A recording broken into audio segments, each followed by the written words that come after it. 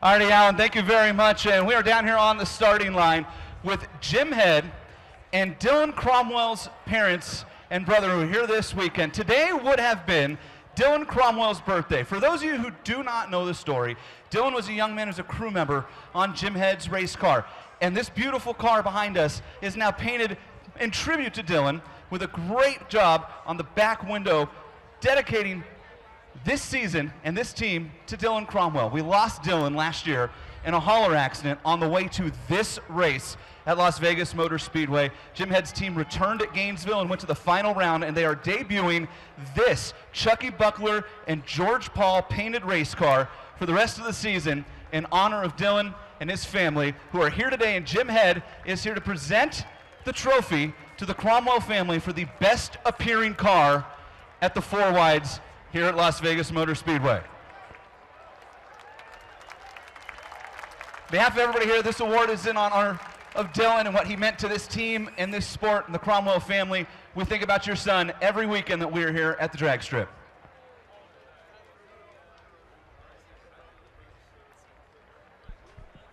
Wow, tremendous moment. Obviously, we were all feeling that when Jim Head unloaded that car. You see Dylan up on Sunoco Vision, 1998 to 2021, but boy, did he live a full life in that time. We think about him all the time.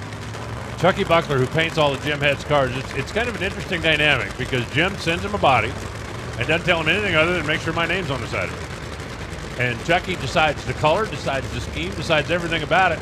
When that car rolled out here for qualifying session number 1 yesterday, there's about 3 or 4 people that all went, we need to put that on the best appearing list.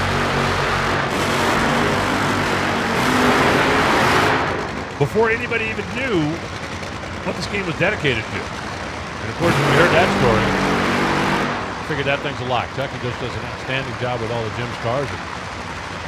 It's wonderful to have Dylan's parents here. I bumped into his dad this morning, had a couple of words with him. And for those of you who don't know, I mean, Dylan's a guy that went to trade school to learn racing, got on board with Jim Head. Jim called him the most dedicated young man he had ever met.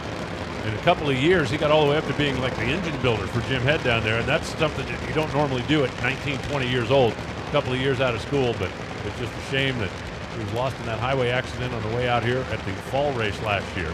But we're going to be racing on in his memory, and that's a young man that made a strong impression on a lot of people in a short amount of time. Absolutely. It's as simple as that, and tragedy has struck our community in the past, and unfortunately it will again, but this family that is NHRA drag racing moves forward, and we take what we learn and we move forward. And the Jim Head car, you know, the fact that it's paint, Alan, paint on a nitro funny car, I appreciate that just for the fact. His cars are always painted. Lane number 1, Matt Hagen. That's the Dodge Power Brokers, your Gainesville winner. Lane number 2, that's Blake Alexander driving the Jim Head machine. Lane number 3, Alexis DeJoria for Bandero Tequila and Rocket Phones. And lane number 4, Bob Tasca, who won this race a year ago flying the BG Chemicals colors on his Shelby Mustang this week. Smoke, whoa, fire, and 393. Smoke for Hagen, smoke for Alexander, flash of fire out from under Alexis's car, and 3.936, 324 miles an hour for Bob Tasca. Bob's got himself a really good race car. John Force is going to stay number 1. Blake Alexander, with a run from yesterday, is going to stay 2. Matt Hagen 3rd. Bob Tasca 4th. Alexis sits number 9 right now. Safety Safari rolling down to check on her real quick.